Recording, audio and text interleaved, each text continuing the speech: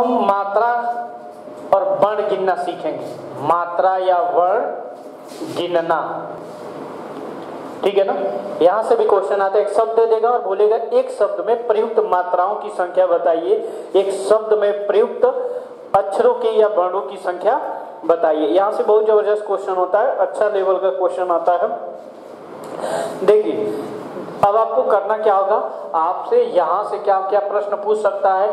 तो टोटल आप जानेंगे कि स्वर कितने होते हैं, स्वर की संख्या कितनी होती है, 11 होती है। और 11 स्वरों को अगर सांकेतिक रूप में लिखने की बात हो, सांकेतिक रूप में या एक तरीके से प्रतिनिधित्व इनका जो करता है, प्रतिनिधित्व जो करेगा वह इनकी मात्रा करेगा। कौन करेगा, मात्रा। तो अगर इन स्वरों की मात्रा की मैं बात बोलूं तो मात्रा तो भी होगा 11, लेकिन दृश्य रूप में आपको दिखेगा कितना, 10। और इसमें जो अ होता है, देखिएगा मात्रा का जवाब हमेशा 10 देना होगा। अ जो होता है यह होता है उदासीन। क्या होता है, उदासीन स्वर। इसी को केंद्रीय स्वर बोला गया है ना, कंठीय स्वर बोला गया ना इसी को। तो इसलिए यह उदासीन स्वर होगा या उदासीन वर्ण होगा। उदासीन वर्ण किसको बोला जाएगा, दिमाग में रखिएगा, अ को। उसके बाद से आगे क्या देख रहे हैं, आगे जो देखने वाली बात है कि अब इससे हमको और क्या सीखना है। ये तो मात्रा मिल गया हमको, संख्या में कितना मिल गया, 10। मात्राओं की संख्या कितना होगा, 10। यहां मैं लिख रहा हूं अ, आ, लघु ई, दीर्घ ई, उ, दीर्घ उ, री, ए, ऐ, ओ, औ।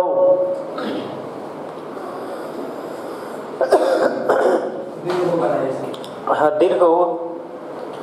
अब आप देखिए, अब देखेंगे ये 11 स्वरों की संख्या हो गया, 11 स्वर आ गए। इनके अलावा एक बात देखेंगे कि इनमें से अगर मैं देखूं लघु स्वर कौन कौन है, अ, फिर लघु ई और लघु उ, और इनके अलावा री। ये लघु स्वर जो होते हैं इनकी संख्या कितनी होती है, 4। तो जब इनकी मात्रा गिनना होगा, ये देखिए छंद में भी आएगा, छंद में ये सीधे पढ़ेंगे आप, छंद में आपको पढ़ना होगा। तो आप ये देखेंगे कि जब लघु स्वर की मात्रा आएगी तो उनको कितनी मात्रा मानेंगे, 1 मात्रा मानेंगे। कितनी मानेंगे, 1। और जहां दीर्घ स्वर आएगा, दीर्घ स्वर संख्या में कितने होते हैं, 7। आ, दीर्घ ई, उ, ए, ऐ, ओ, औ। ये सभी के सभी दीर्घ स्वर हैं, इनकी संख्या होती है 7। इनकी मात्रा यदि आपको मानना होगा तो कितना मानेंगे, 2 मानेंगे। मात्रा मानना होगा तो कितना मानेंगे, 2 मानना होगा। मैं आपको एक शब्द देता हूं और इनमें आप से पूछा जाएगा प्रयुक्त शब्द में वर्णों की संख्या बताओ, प्रयुक्त शब्द में मात्राओं की संख्या बताओ। वर्णों की संख्या, मात्राओं की संख्या, 2 तरीके से प्रश्न पूछेगा, वर्णों की संख्या, मात्राओं की संख्या। दोनों को आपको जवाब देना होगा और बड़ा आसानी से। क्या ध्यान रखेंगे, सावधानी क्या रखेंगे, देख लीजिए। मैं एक शब्द लिख रहा हूं आपको, देखिए आपके सामने एक शब्द है नमक, और नमक में पूछा गया बताइए, नमक में पूछा गया मात्राओं की संख्या बताइए। नमक में प्रयुक्त मात्रा की संख्या बताना है, प्रयुक्त मात्राओं की संख्या बताइए कितना होगा, जल्दी से बताइए। ऑप्शन में दे रहा हूं 2, 3, 4, 5, कितना होगा, 3। तो 3 आ रहा है आंसर। ये 3 वाला जवाब 100% गलत है। देखिए कैसे, मैं देख रहा हूं 9, इसको स्वर रहित किया, क्या मिला, अ। इसको म, स्वर रहित किया, क्या मिला, अ। इसको देखिए ये क्या होगा, क, स्वर रहित किया, अ। यहाँ क्या देख रहे हैं, एक मात्रा, 2 मात्रा और 3 मात्रा। लेकिन एक बात सदैव दिमाग में रखेंगे, कभी भी यदि अंत में स्वर आता है, कभी भी अंत में यदि स्वर अ आता है, उसकी संख्या काउंट नहीं करनी है।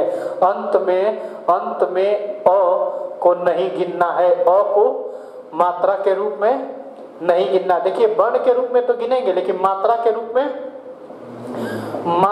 रूप में नहीं गिनना है, मात्रा के रूप में नहीं गिनना है। कई बार क्वेश्चन पूछा जा चुका है।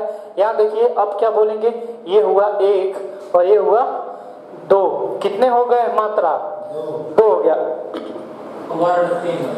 और अगर आपसे इनकी संख्या पूछेगा कि वर्णों की संख्या बताइए, वर्णों की संख्या बताइए, तो वर्ण देखेंगे, वर्ण हो गया, ये हो गया 1 और ये हो गया 1 2, ये हो गया 1 3, ये हो गया 1 4, ये हो गया 1 5 और ये हो गया 1 6। तो वर्णों की संख्या आपसे पूछता, वर्णों की संख्या पूछता, प्रयुक्त शब्द नमक में वर्णों की संख्या कितना हो गया? 6। और मात्राओं की संख्या कितना हो गया? बोलिए, मात्राओं की संख्या बोलिए, जल्दी से बोलिए। 1 और ये 2, तो मात्राओं कितना है? 2 आए हैं। 3 वाला जवाब। तो आपको नोट करके क्या लिखना होगा? अंत में अ को मात्रा के रूप में नहीं गिनना है। इसके अलावा यदि कोई भी वर्ण आएगा तो उसको, कोई भी स्वर आएगा, अ के अलावा अंतिम में कोई भी स्वर आएगा तो उसकी मात्रा को हमको क्या करना है? गिनना है। जैसे अगर मैं लिखता हूं मोहिनी, क्या लिखता हूं? मोहिनी। तो अब मैं लिखता हूं, देखिए ये म पे क्या है? म, और यहाँ देखिए मैं लिखता हूं, म को स्वर रहित किया तो क्या मिला? ओ। और यहाँ मैं इसको क्या लिखता हूं? ह, और ह को स्वर रहित किया तो क्या मिला? अ। और न को स्वर रहित किया तो क्या मिला? दीर्घ ई। ये मिल गया ना। अब आप एक बात देखिए, यदि इसमें आपसे पूछे मात्राओं की संख्या, यदि आपसे इसमें पूछे मात्राओं की संख्या, तो मात्राओं की संख्या जब पूछेगा तो ये कौन सा मात्रा है? ओ। और ओ लघु स्वर है कि दीर्घ स्वर है? ओ लघु स्वर है कि दीर्घ स्वर? दीर्घ स्वर है, दीर्घ स्वर है, इसलिए इसकी संख्या कितनी मानी जाएगी? 2। और फिर यहाँ अ है, इसकी संख्या कितनी मानी जाएगी? 1। और फिर यहाँ दीर्घ ई है, दीर्घ ई है, और जब दीर्घ आ जाएगा तो इसकी संख्या कितनी मानी जाएगी? 2। तो 2 3 और ये कितना? 2 5, कितना हो गया? 5। 2 1 3 और 5। तो मात्राओं की संख्या मोहिनी में कितना है? 5 है। और आप केवल यही देख लेते कि ओ है, हम 1 है और 9 पे एक दीर्घ ई है, तो इसको मान लेते कितना? 3। तो आपका जवाब क्या हो जाता? गलत हो जाता। इसलिए अब देखिए इसमें आपसे पूछेगा वर्णों की संख्या, वर्णों की संख्या बताइए, मोहिनी प्रयुक्त शब्द में वर्णों की संख्या कितनी होगी? तो देखिए ये हुआ 1, ये हुआ 2, ये हुआ 3, ये हुआ 4, ये हुआ 5 और ये हुआ 6। तो वर्णों की संख्या कितनी हो जाएगा? 6 हो जाएगा। लिख डालिए इसको।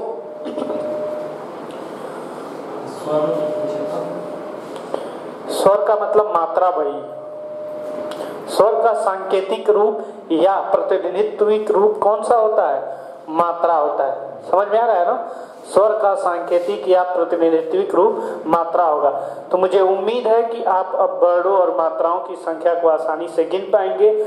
इसके बाद हम वर्णों का एक जो पार्ट ऐसा होगा जिसमें हम वर्णों के ऐसे बहुत, ऑलरेडी मैं पहले ही बता चुका हूं आपको इसके बारे में कि वर्णों के ऐसे बहुत विशिष्ट रूप, जैसे अभी आपने ड और ढ के बारे में पढ़ा, ड और ढ के बारे में पढ़ा कि ये संस्कृत में, एक बात और दिमाग में रखेंगे, ये संस्कृत में कभी भी प्रयोग में नहीं लाए जाएंगे और मराठी में ये बहुत ज़्यादा इस्तेमाल होता है।